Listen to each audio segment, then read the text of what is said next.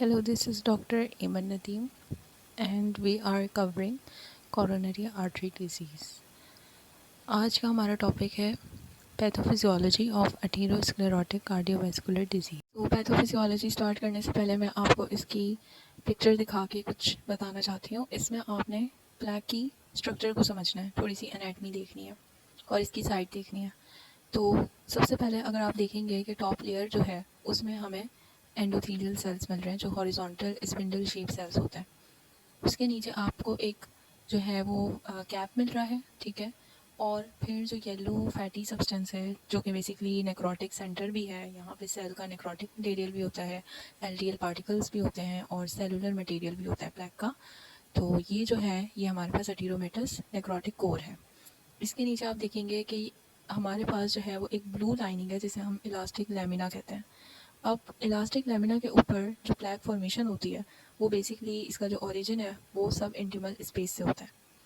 Elastic lamina के नीचे आप देखेंगे तो आपको स्मूथ मसल सेल्स नजर आएंगे। Smooth muscle cells tunica media form कर रहे होते हैं। सो ये था टीरोमेटस प्लेक।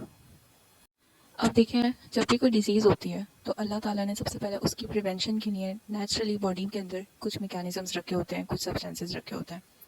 इसी तरह जो हमारी ब्लड वेसल्स की लाइनिंग होती है उसमें डायरेक्ट एंडोथेलियम डैमेज जो है वो होता है। अगर डायरेक्ट एंडोथेलियम डैमेज तो पहले वो प्रोटेक्टिव एजेंट्स आते हैं और उसको एथेरोस्क्लेरोसिस के अगेंस्ट प्रोटेक्ट कर रहे होते हैं, ठीक है। पहले जो है वो प्रोटेक्शन होती है, लेकिन जब वो प्रोटेक्टिव एजेंट्स जो हैं वो काफ़ी नहीं होते या हमारा जो एंडोथेलियम की इंजूरियस इंसल्ट है या जो डैमेज है वो कंटिन्यूस चल रहा होता है, तो फिर हमारे पास जो है वो एथेरोजेनेसिस का प्रोसेस स्टार्ट होता है। तो सबसे पहले हम जो है हमें ये समझना है कि कुछ प्रोटेक्टिव एजेंट्स ऐसे होते हैं जो एंडोथेलियम जब डैमेज होती है वो सिर्फ तब रिलीज होता है, और कुछ ऐसे एंडोथेलियल प्रोटेक्टिव एजेंट्स होते हैं जो कंटिन्यूसली एंडोथेलियल सेल्स के साथ अटैच होते हैं और वो उसको एथेरोजेनेसिस से प्रोटेक्ट कर रहे हैं।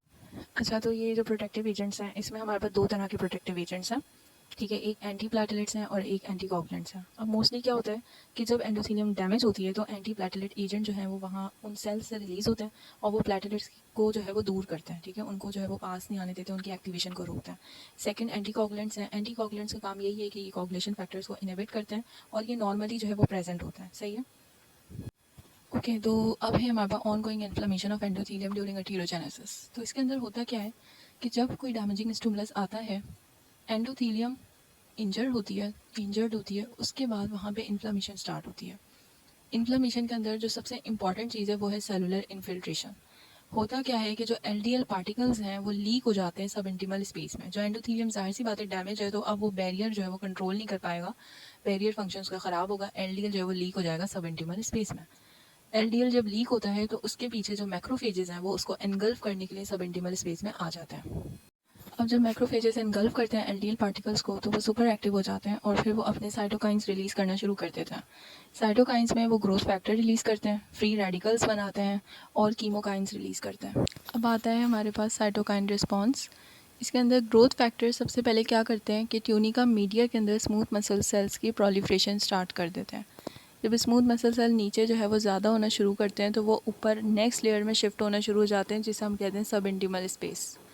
दूसरा आता है हमारे पास कीमोकाइंस। कीमोकाइंस क्या करते हैं, वो ब्लड में जाते हैं, ब्लड के अंदर जितने भी मैक्रोफेजेस, डब्ल्यूबीसी, फाइब्रोब्लास्ट वगैरह होते हैं उन सबको जो है वो सब इंटीमल स्पेस में लेकर आते हैं, ठीक है। मज़ीद इन्फ्लेमेशन जो है वो हमारे पास बढ़ जाती है। इसके अलावा जो फ्री रेडिकल्स हमारे पास जनरेट होते हैं मैक्रोफेजेस की वजह से वो एलडीएल पार्टिकल्स को ऑक्सीडाइज करते हैं टू द एलडीएलसी। अब होती है फोम सेल फॉर्मेशन। इसके अंदर मैक्रोफेजेस और स्मूथ मसल सेल जो सब इंटीमल स्पेसेस में आए हैं वो क्या करते हैं, वो एलडीएल-सी पार्टिकल्स जो वहाँ पे फ्री रेडिकल्स की वजह से फॉर्म हुए थे उनको एनगल्फ करना शुरू कर देते हैं।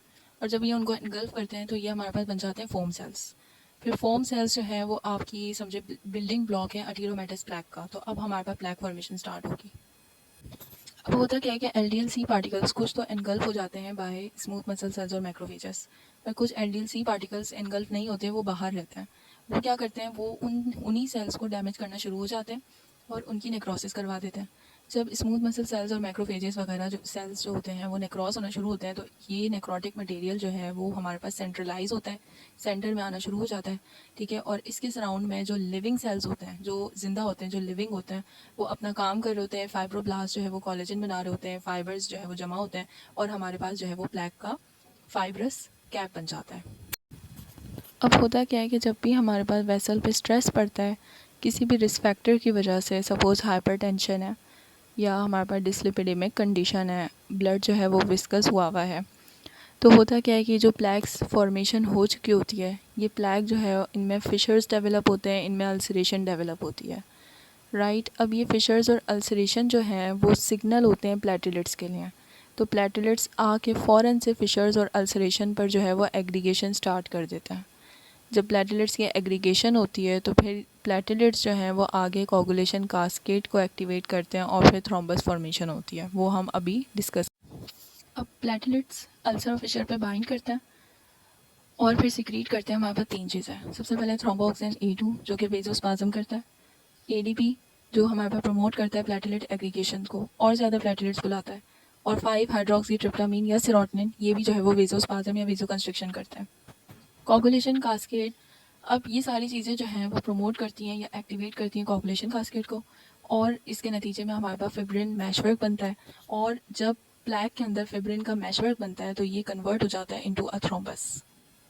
इन दी एंड मैं एक दफ़ा फिर समराइज़ कर देती हूँ कि प्लैक फॉर्मेशन कैसे हुई थी और फिर थ्रोम्बस कैसे बना था। प्लैक फॉर्मेशन ऐसे हुई थी कि सबसे पहले हमारे पास एंडोथीलियम इंजर्ड हुई, जो एलडीएल पार्टिकल्स थे उन्होंने इंटीमा को क्रॉस करके वो सब इंटीमल स्पेस में आए, उनके पीछे ब्लड से मैक्रोफेजेस आ गए, ठीक है। मैक्रोफेजेस जब सब इंटीमल स्पेस में आए, उन्होंने एलडीएल को एनगल्फ किया तो वो एक्टिव हो गए और उन्होंने कुछ साइटोकाइंस रिलीज़ कर दिया। अब उन साइटोकाइंस ने क्या किया, फर्दर इन्फ्लेमेटरी सेल्स को बुलाया, प्लेटलेट एग्रीगेशन फर्दर जो है वो इन्फ्लेमेटरी सेल्स को इंटीमल रीजन में लेकर आए, और नीचे जो ट्यूनिका मीडिया थी उस पर प्रोलिफरेशन स्टार्ट करवा दी। तो जो स्मूथ मसल सेल्स थे वो ट्यूनिका मीडिया से सब इंटीमल स्पेस में आने लग गए, और जो हमारे पास WBC ल्यूकोसाइट्स थे वो सब ब्लड पेरिफेरल ब्लड से सब इंटीमल स्पेस में आने लग गए, और हमारे पास इन्फ्लेमेशन स्टार्ट हो गई। अब हुआ क्या, वहाँ पे एलडीएल पार्टिकल मौजूद थे, फ्री रेडिकल बनाए मैक्रोफेजेस ने, उन्होंने एलडीएल पार्टिकल को ऑक्सीडाइज कर दिया और हमारे पास LDLC बन गया। ये LDLC जब एनगल्फ किया स्मूथ मसल सेल्स और मैक्रोफेजेस ने तो उन्होंने बना लिए फॉर्म सेल्स। अब ये सब इंटीमल रीजन के अंदर जो फॉर्म सेल्स थे वो सारे जो है वो एग्रीगेट होते रहे, ठीक है, और कुछ LDLC जो सेल के अंदर नहीं एनगल्फ हुआ वो बाहर था, उन्होंने क्या किया कि सेल्स को डैमेज करना शुरू किया। अब जो सेल्स थे उनकी नेक्रोसिस हुई तो वो नेक्रोटिक मटेरियल सारा जो है वो सेंटर में आ गया। मज़ीद जो सरफेस के ऊपर जो हमारे पास फाइब्रोब्लास्ट मौजूद थे उन्होंने क्या किया, उन्होंने कोलेजन फाइबर्स बनाना शुरू किया, और ये जो फाइब्रस टिश्यू था इसने पूरे नेक्रोटिक सेंटर को कैप की तरह कवर कर लिया। जब इसने कवर कर लिया तो हमारे पास 2 चीज़ें बन गई, एक नेक्रोटिक सेंटर, एक फाइब्रस कैप, ये बन गया हमारा अटीरोमेटस ब्लैक।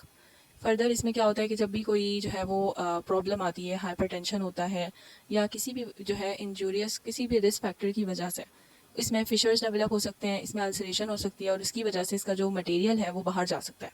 जब वो मटेरियल लीक होगा हमारे पास पेरिफेरल ब्लड के अंदर, तो फिर वहाँ पे जहाँ से लीकेज होगी वहाँ पे प्लेटलेट एग्रीगेशन स्टार्ट हो जाएगी। प्लेटलेट्स जमा होंगे, वो सारे जो है वो सब्सटेंसेस रिलीज़ करेंगे, ADP, सेरोटोनिन एंड थ्रोम्बोऑक्सीजन A2, ठीक है, और ये तीनों जो है वो फर्दर क्लॉटिंग मैकेनिज्म को इन्हांस करेंगे। इसी प्लैक के अंदर जो है वो फिब्रिन मैशवर्क होगा, और जब फिब्रिन मैशवर्क होगा तो हमारे पास थ्रोम्बस फॉर्मेशन हो